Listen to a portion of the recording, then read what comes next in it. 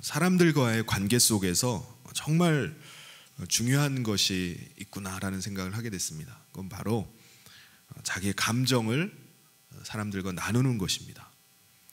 좋은 관계 사람들은요, 자기의 감정을 나눌 줄 알아요. 내가 지금 화가 났어요. 화가 났는데 이거를 막 억누르고 억제하고 있는 것이 아니라 내가 지금 화난 이 상황들을 나눌 수 있는 겁니다. 표현할 수 있는 거예요. 또 즐거울 때는 즐거움을, 내 기쁨을 다른 사람들에게 표현할 수 있어야 됩니다. 그리고 슬플 때는 슬픔을 표현할 수 있어야 되고요. 감정을 내가 나눌 수 있다는 것은요, 그만큼 가까운 관계라는 것입니다. 감정을 표현하지 않는데 아무 문제가 없어요. 트러블도 안 생기고 좋은 관계인 것처럼 보일 수가 있습니다. 그런데 좋은 관계가 아닙니다. 그 관계는 어떤 관계죠? 어떤 경우에 이렇게 감정을 서로 표현하지 않죠? 업무적인 관계, 사무적인 관계, 그런 경우에는 절대로 자기 감정을 막 드러내질 않습니다. 그래서 우리가 더 가까워지려면, 내가 이 관계가 좀 더 지속되기를 원한다면은 감정을 표현하고 받아줄 수 있어야 돼요. 그리고 그것을 이해를 해줄 수 있어야 됩니다. 로마서 12장 15절에도 이런 말씀이 있죠. 즐거워하는 자들과 함께 즐거워하고 우는 자들과 함께 울라. 재밌는 일이 생기면은, 즐거운 일이 생기면은 함께 웃어줄 수 있는 관계, 슬픈 일이 생기면은 정말 다가와서 서로 위로해주고 함께 슬퍼할 수 있는 관계, 이게 정말 건강한 관계입니다. 이게 좋은 관계예요. 근데 우리가 관계에 있어서, 다른 사람들과의 관계에 있어서 마음이 긴장되고 마음의 빗장을 풀지를 못하고 늘 이렇게 상대방에 대해서 마음 놓고 표현하지 못하는, 그렇게 되는 이유는 뭘까요? 다른 사람들과의 관계 속에서 어떤 마음에 상처가 있기 때문인 경우가 많이 있습니다. 그래서 우리는 여러 가지 경우에 우리 상처를 받을 수 있어요. 뭐 부모님으로부터 상처받을 수도 있고, 배우자에게 또는 자녀에게, 또 아주 친한 친구에게도, 또 내가 존경하는 사람에게도 우리는 상처를 받을 수 있습니다. 우리가 받는 상처들 중에 가장 많은 경우가 바로 이 열등감에 의한 상처입니다. 맥스웰 말츠라는 분은 사람들이 느끼는, 많은 사람들 중에 적어도 95% 이상은 열등감을 느끼면서 산다는 말을 했어요. 그러니까 우리 안에 치유되지 않는 그 상처가 남아 있으면은 이 상처 때문에, 이 열등감 때문에 우리가 생활에 여러 가지 제한이 따르게 됩니다. 이것만 없으면 정말 풍성한 삶을 누리고 사람들과의 관계 속에서 정말 풍성한 관계의 그 기쁨들을 누릴 수가 있는데, 이 열등감이라는 것이 중간에 끼어들어서 그것을 그 관계를 갖지 못하게 하는 경우가 많이 있습니다. 이 상처가 있으면요, 이 열등감을 가지고 있으면 인격적으로도 자라나야 되는데 자라나질 않습니다. 늘 거기에 매여서 제한하고 위축돼서 살아가는 경우가 많이 있어요. 특별히 우리 안에 이 상처가, 열등감의 상처가 치유되지 못하고 남아 있으면은 다른 사람과 관계에 있어서 주눅이 들 경우가 많이 있습니다. 다른 사람들과 거리를 두는 거예요. 일정한 거리를 두고 그 선 이상을 넘어가질 않습니다. 그리고 자기 자신을 자꾸 감추려고 해요. 자꾸 숨으려고 합니다. 우리가 다른 사람과의 관계에 있어서 감정을 잘 표현하지 못하고 늘 열등감에 자기를 위축돼 가지고 한다면은, 이것은 가족 안에서도 마찬가지입니다. 가족끼리도, 부부끼리도 서로 표현하지 못하고 그것을 드러내지를 못한다면은 그 열등감의 상처가 남아있을 가능성이 많아요. 우리 부부는 서로 그냥 자기 감정을 드러내지 않고 그냥 평안하게 둘이 같이 있으면 아무 말도 안 하고 서로 그냥 좋아요라고 말한다 할지라도 그 안에는 어떤 열등감의 상처가 남아있기 때문에 스스로의 감정을 제한하고 있는 가능성이 높습니다. 출애굽한 이스라엘 백성들이 가나안 땅에 정탐하러 갔다가 돌아온 10명의 정탐꾼의 보고를 받고 깊은 열등감에 빠집니다. 정탐꾼들이 가서 보니까는 그들에 비하면 우리 민족은 메뚜기와 같다라고 이렇게 보고를 했어요. 그러니까 이스라엘 백성들이 그 얘기를 들으니까 좌절하고 절망에 빠집니다. 우리는 진짜 메뚜기 같은가 봐. 이제 우리는 끝난 거 아니야. 그러면서 그들이 어떻게 하죠? 원망하기 시작합니다. 왜 우리를 일로 끌고 나왔어? 모세는 뭐 하는 거야? 막 계속 원망을 합니다. 이와 같이 우리 안에도 이런 열등감이 있으면은, 열등감의 상처가 있으면은 이것 때문에 쉽게 좌절에 빠지고요, 또 절망에 빠질 수 있습니다. 그리고 그것을 다른 사람에게 원망으로 돌리는 거예요.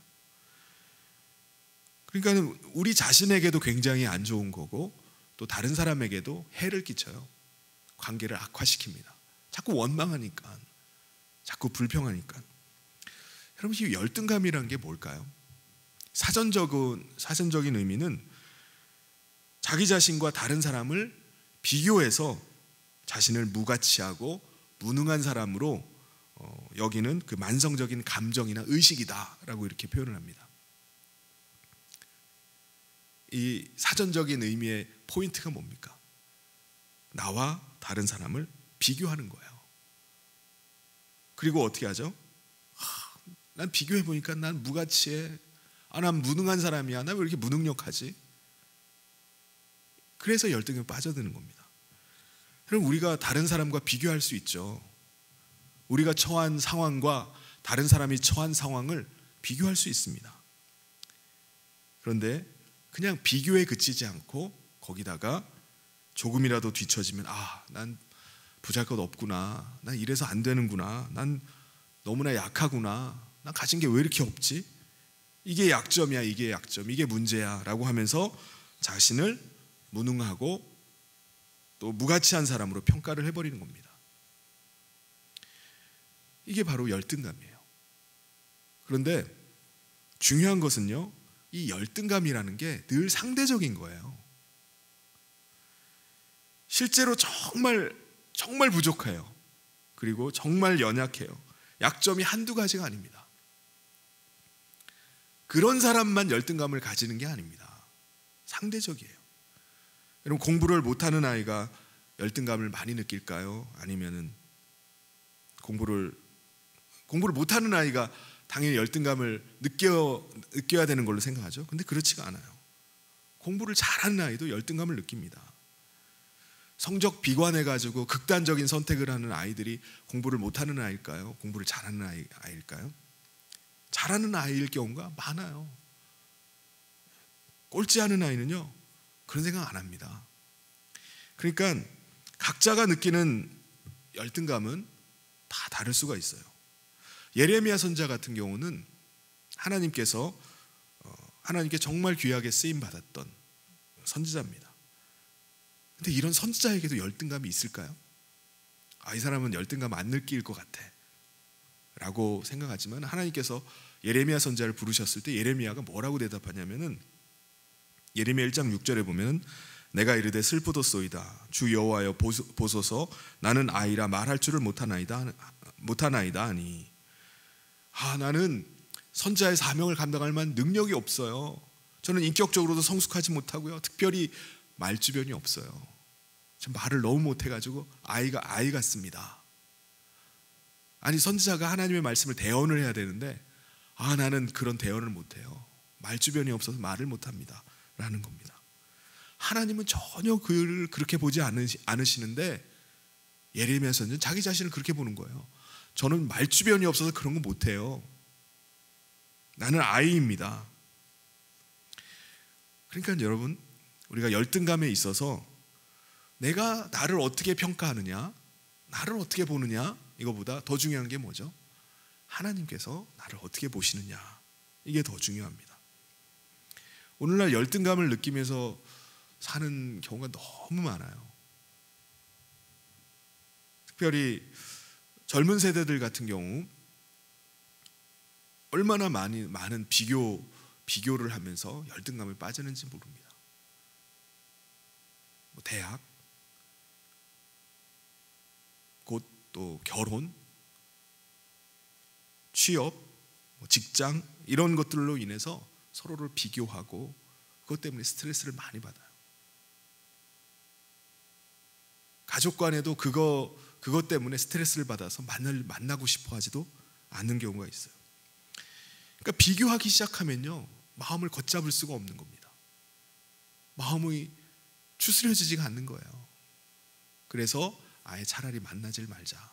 아예 그런 얘기를 나에게 물어보거나 그런 얘기를 하는 사람은 아예 상종조차 하고 싶지 않은 겁니다. 그래서 우리 마음을 지키기가 너무나 어려워요. 오늘 말씀에는요, 우리들 가운데 있는 이러한 열등감의 문제를 보게 하는 말씀입니다. 오늘 말씀을 통해서 우리 가운데 있는 아직 치유되지 않은 열등감이 있다면 그 열등감을 극복하고 또 하나님 앞에서 우리 자신이 정말 긍정적이고 또 자신감 있는 삶을 살아갈 수 있기를 소원합니다. 오늘 말씀에 나오는 이 사도 바울이라는 사람에게도 열등감이 있는 것을 보게 됩니다. 7절 말씀에 보면 여러 계시를 받은 것이 지극히 크므로 너무 자만하지 않게 하시려고 내 육체에 가시고 사단의 사자를 주셨으니 이는 나를 쳐서 너무 자만하지 않게 하려 하심이라. 하나님이 사도 바울 자신을 자만하지 않게 하시기 위해서 육체에 가시를 주셨다고 말씀합니다. 사도 바울이 육체의 가시 때문에 굉장히 고민이 많았던 것 같아요. 이것 때문에 굉장히 힘들어했던 것 같습니다. 육체의 가시가 그러면 뭐였을까? 여러 가지 해석이 있지만은 그 중에 저는 자기 자신의 혈육인 유대인들이 이 사도 바울의 가시가 아니었을까라는 생각을 합니다. 왜 그렇죠? 사도 바울은 이방인 선교사로 부름을 받았어요. 그래서 주로 이방인들에게 가서 복음을 전했습니다. 그런데 거기서 그를 끊임없이 괴롭혔던 사람들이 있어요. 이방인들일까요? 이방인들이 아니에요. 바로 자기 동족 유대인들이었습니다. 이방 땅에 흩어져 사는 디아스포라들 유대인들이 그곳에서 사도 바울을 끊임없이 괴롭힙니다. 아니, 이방인 선교도 힘든데, 이방인 복음 전하는 것도 힘든데 그걸 방해하는 인간들이 있었어요. 그 인간들이 바로 유대인들입니다. 구약 성경에 보면 이스라엘 백성들이 이스라엘 죄를 짓고 하나님의 말씀을 거역할 때 하나님께서 이방인을 통해서 그들을 치셨어요. 그래서 이방인들이 쳐들어와 가지고 약탈하고 공격하고 죽이는 일들이 있었습니다. 성경은 그걸 뭐라고 표현하냐면 그들이 육체 가시라고 표현합니다. 그들 가시예요. 이방인들이 가시가 되어서 너희를 찌르겠다 이렇게 말씀하십니다. 그러니까 사도 바울에게도 유대인들, 자기 동족이 자기를 찌르는 가시입니다. 사도 바울이 가는 곳마다 복음 전하면서 막 승승장구하고 많은 사람들이 회심하고 돌아오고 또 교회가 세워지고 하면 얼마나 기쁘겠습니까?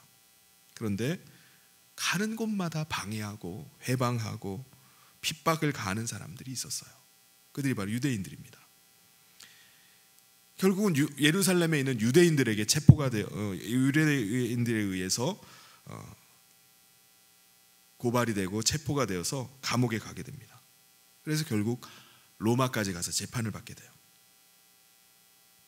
그러니까 사도 바울은 이 유대인들이, 자기의 동족들이 이방인보다 더 미울 수 있어요. 자기 동족이, 이방인들은 자기를 환영하고 자기를 인정을 해줄지는 모르는데 이 동족은, 유대인들은 자기를 인정해주지 않는 거예요. 늘 무시해요.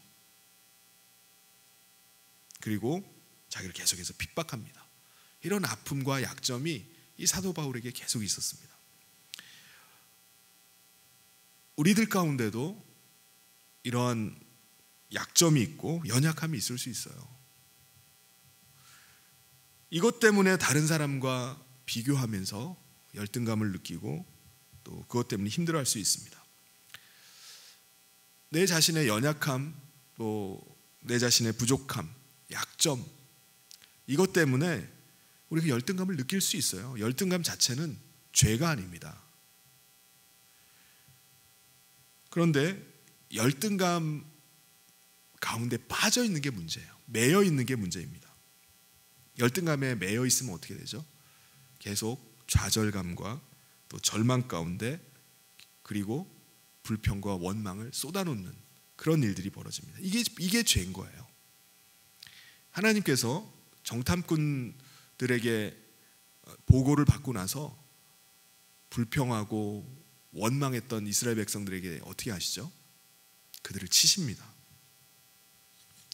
그들의 죄에 대해서, 하나님을 원망하는 것에 대해서 하나님이 진노하세요. 그러면 우리 가운데 이런 것들을 어떻게 극복할 수 있을까요? 첫 번째가 주님을 만나는 겁니다. 주님을 만나는 거예요.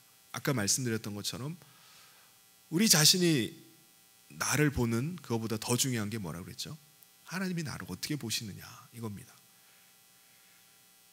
주님을 만나되 그냥 지식적으로만 만나는 것이 아니라 인격적으로 만나는 거예요. 사도 바울이 육체의 가시 때문에 늘 고통을 당했지만 이 사도 바울이 주눅들질 않습니다. 포기를 하질 않아요. 끊임없이 그를 핍박하고 괴롭히고 방해하는데 그는 그럴수록 오히려 더 강해져서 복음을 위해서 헌신을 합니다. 그 이유가 뭐죠? 그 주님 만났기 때문이에요. 다메섹 도상에서 그가 부활하신 주님을 만났기 때문에 그가 나를 얼마나 귀하게 여기시는지, 그 주님이 나에게 주신 사명이 무엇인지 그것을 위해서 살아갔던 것입니다. 예레미야 선지자가 나는 말을 못해요, 나는 아이와 같습니다라고 했지만은 그가 눈물의 선지자로 귀하게 쓰임받았던 이유는 무엇입니까? 하나님을 인격적으로 배웠기 때문에 그래요. 여러분, 성경에 보면은 키 작은 사람의 대명사라고 할 수 있는 사람이 누구죠? 삭개오라는 사람입니다. 이 지금이나 뭐 당시나 이 키 때문에 열등감, 작은 키가 열등감을 주는 경우가 많이 있는 것 같아요. 이 삭개오가 자기 키가 작은 것을 커버하기 위한 방편은 무엇이었죠? 돈 버는 겁니다. 내가 많은 돈을 벌어가지고 내 키 작다고 나를 무시하는 사람들 다 가만 안 두겠어, 나를 업신여기지 못하게 하겠어 라고 하면서 매국노라는 손가락질을 받아가면서 비난을 들어가면서도 그는 세금을 수탈을 해가지고 돈을 악착같이 모았던 사람입니다. 그랬던 그가 완전히 변하게 돼요. 어떻게 변하죠? 돌감람나무에 있던 그에게 예수님께서 찾아오셨습니다. 예수님을 만난 이후에 그가 완전히 변해버렸어요. 아니, 예수님이 어떻게 말씀하셨죠? 삭개오야, 내려오너라, 내가 오늘 너의 집에 유하여야 하겠다 라고 말씀하셨습니다. 삭개오는 예수님을 만난 적이 없어요. 초면입니다. 그런데 예수님은 그의 이름을 아셨어요. 그의 이름을 불러주시고 너의 집에 오늘 내가 머물러야 되겠다 라고 말씀하신 겁니다. 예수님을 자기 집에 모셔드린 이 삭개오는요, 완전히 변해버립니다. 그래서 누가복음 19장 8절에 보면 삭개오가 서서 주께 여짜오되 주여 보시옵소서, 내 소유의 절반을 가난한 자들에게 주겠사오며 만일 누구의 것을 속여 빼앗은 일이 있으면 네 갑절이나 갚겠나이다. 자기 열등감 커버하기 위해서 악착같이 매국노란 소리 들어가면서 손가락질 받아가면서 모았던 그 돈을 돌려주겠다는 거예요. 어떻게 이렇게 변할 수가 있죠? 주님을 만난 이후에 그 안에 있던 열등감이 치유됐기 때문입니다. 여러분, 진짜 주님을 만나면요, 우리 안에 있는 열등감의 이 상처가 치유될 수밖에 없어요. 열등감이 극복이 돼야지 우리가 자유함을 누릴 수 있습니다. 사랑하는 성도 여러분, 여러분 안에는 어떤 열등감이 상처가 되어서 여러분 안에 남아 있습니까? 여러분 그 열등감을 치유하기를 원하십니까? 그렇다면은 인격적으로 주님을 만나시기를 바랍니다. 우리가 주님을 만나기를 원한다면요, 우리가 말씀을 사모하고 또 그 말씀에 귀를 기울이면은 우리가 그 말씀을 통해서 살아계신 주님을 경험할 수 있습니다. 특별히 우리가 하나님의 말씀을 붙들고 믿음으로 순종할 때 하나님은 살아계시는구나, 하나님이 오늘도 말씀 가운데 역사하시는구나 라는 것을 우리가 경험하게 됩니다. 두 번째는요, 내 자신의 연약함, 약점이 있잖아요. 그걸 붙들고 기도를 하는 겁니다. 8절 말씀에 보면은 이것이 내게서 떠나가기 위하여 내가 3번 주께 간구하였다. 사도 바울도 자신의 그 연약함, 그 문제를 가지고 3번 주님께 구하였다고 말씀합니다. 육체의 가시가 얼마나 힘들었으면 이렇게 3번이나 구했겠습니까? 근데 여기서 3번이라는 것은 딱 3번, 1번, 2번, 3번 기도하고 끝냈다는 말이 아니에요. 3번이라는 말은 많이 기도했다는 의미입니다. 이렇게 많이 기도했는데 응답이 어떻게 왔죠? 그 다음 절에 보면은 9절에 나에게 이르시기를 내 은혜가 내게 족하도다. 이는 내 능력이 약한 데서 온전하여짐이라 하신지라. 하나님의 응답은 뭐죠? 육체의 가시 제거해 주지 않겠다. 이게 응답이었어요. 이것도 응답인가요? 우리가 응답이라고 생각하면은 내가 원하는 거, 내가 기도했던 거를 응답해 줘야지 응답이라고 생각합니다. 그런데 하나님의 거절도 응답이에요. 내가 원하는 대로만 응답해야지 그게 응답이 아닙니다. 우리의 기도를 거절하는 것도 하나님의 응답이에요. 하나님은 많은 경우에 우리의 문제, 내가 지금 구하는 것을 해결해 주는 것으로 응답하시는 것보다 우리의 문제는 그대로 놔두고 우리에게 힘을 주셔서 그것을 감당하게 하시거나 우리의 마음의 여유를 주셔서 평안함을 주시거나 우리에게 은혜를 부어주셔서 하나님의 극적인 방법으로 모든 것이 합력하여 선을 이루었구나 라는 그런 고백을 할 만큼 놀라운 방법으로 응답해 주실 때가 있어요. 육체의 가시를 제거해 달라고 기도하고 있는 이 사도 바울의 기도에 하나님의 응답은 내 은혜가 내게 족하다 라는 것이었습니다. 그러면 하나님께서 사도 바울에게 이렇게 육체의 가시를 그냥 내버려 두는 것, 내 은혜가 내게 족하다라고 말씀하신 그 이유가 뭡니까? 왜 이렇게 남겨두시는 거죠? 이걸 해결해 주면 얼마나 좋아요. 선교도 더 왕성하게 할 것 같아요. 그런데 그 이유는 교만하지 않도록 하시기 위한 겁니다. 7절 상반절에 보면 여러 계시를 받은 것이 지극히 크므로 너무 자만하지 않게 하시려고. 사도 바울의 스펙이나 능력으로 보면요, 교만에 빠지기 딱 좋은 스펙입니다. 모든 조건을 다 가지고 있어요. 그래서 교만에 빠지지 않도록 하기 위해서 하나님이 육체의 가시를 거두지 않고 그대로 두신 것입니다.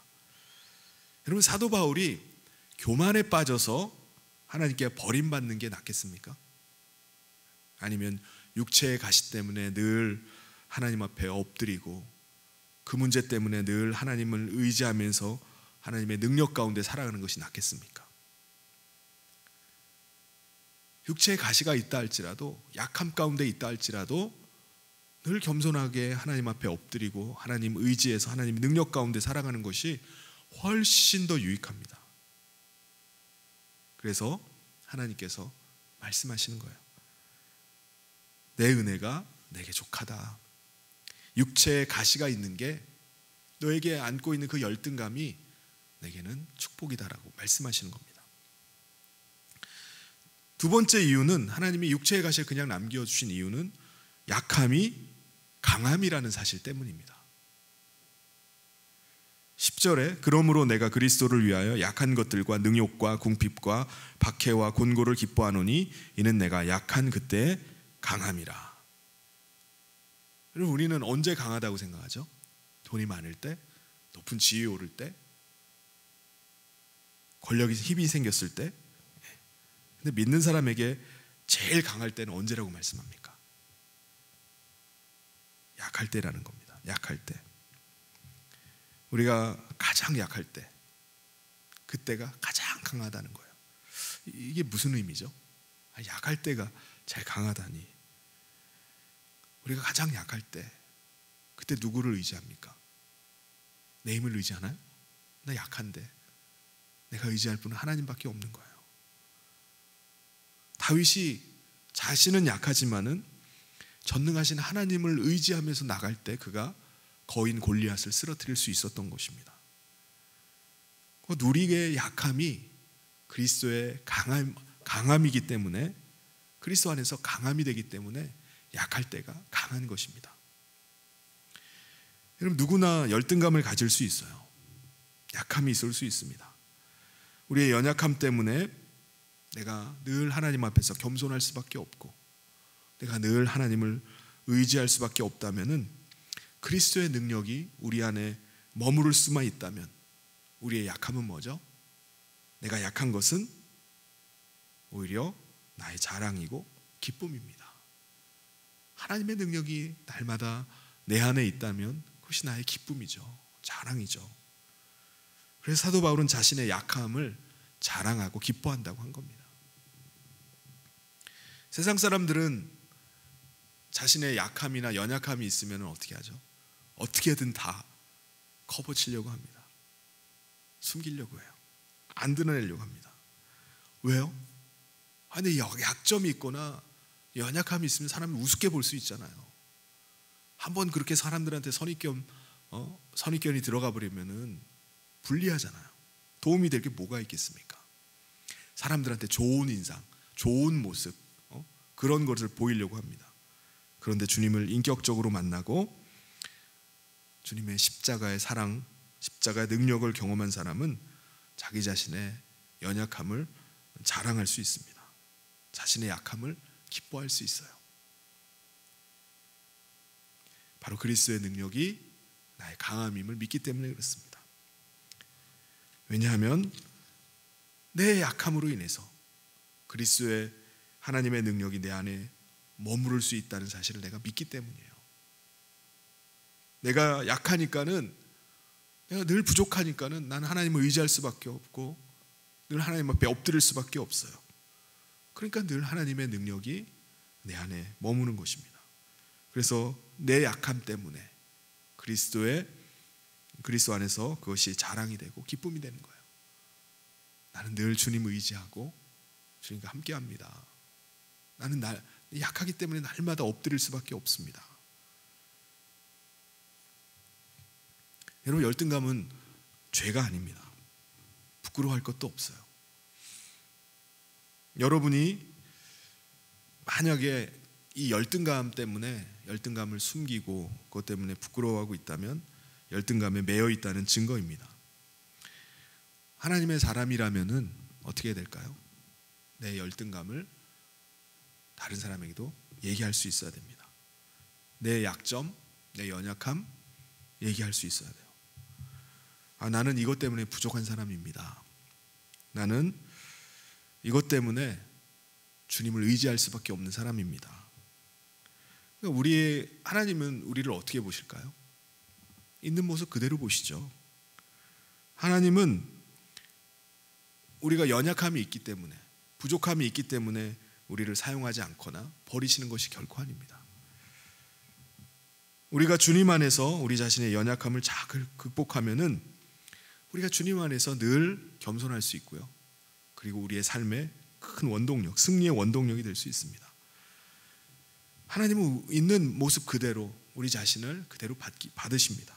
그렇기 때문에 다른 사람과 내 자신을 비교할 필요가 없어요. 우리의 자녀를 다른 자녀와 비교할 것이 없습니다. 내 배우자를 다른 사람과 비교할 게 없어요. 비교한다고 해결됩니까? 아니면 비교를 통해서 오히려 열등감이 생기는 겁니다. 우리가 기억해야 될 것은 하나님은요, 우리 한 사람 한 사람을 너무나 소중하게 여긴다는 거예요. 하나님께서 보실 때는 한 사람 한 사람이 너무나 귀한 존재입니다. 그래서 심지어 하나님의 아들까지도 우리를 위해서 내어주신 것입니다. 하나님은 나를 통해서 하나님의 나라의 일들이 드러나기를 원하세요.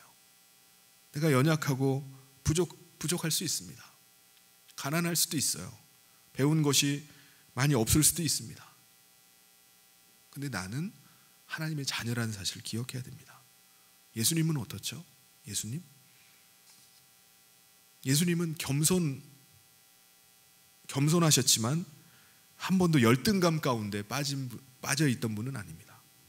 바리새인들에게 모욕당하고 비난당하고 비웃음 당했지만은 열등감에 빠지진 않아요. 핍박받고 많은 고난을 당했지만은 주님 안에는 열등감이 없습니다. 왜 그렇죠? 하나님의 아들이시니까. 우리는 누구입니까? 우리는 하나님의 자녀예요. 우리가 나는 하나님의 자녀, 하나님의 사랑받는 자녀라는 사실을 우리가 기억한다면 우리 열등감에 매여 있을 수가 없습니다. 내가 무슨 일을 하든지 내가 어떤 조건과 어떤 상황 가운데 있다 할지라도 나는 하나님의 사랑받는 자녀야. 누가 뭐래도 하나님은 나를 사랑하셔. 이 사실을 잊지 마시길 바랍니다. 하나님의 시각으로 나를 바라보는 거예요. 사랑하는 성도 여러분, 주님 앞에서 우리가 당당함을 가집시다. 나는 약할지라도 내가 의지하는 주님은 강하십니다. 나를 붙들어 주시는 주님은 강하십니다. 주님의 그 능력이 내 안에 머물므로 나의 부족함과 연약함이 있지만 나의 연약함이 자랑이 되고 기쁨이 됩니다. 그런 고백을 할 수 있기를 바랍니다. 그래서 우리 약한 자들을 통해서 하나님이 일하시고 또 약한 자들을 통해서 하나님이 영광 나타내시는 것을 우리를 통해서 드러내 보이고 또 증거하는 저와 모든 성도님 되시기를 주님의 이름으로 축원합니다.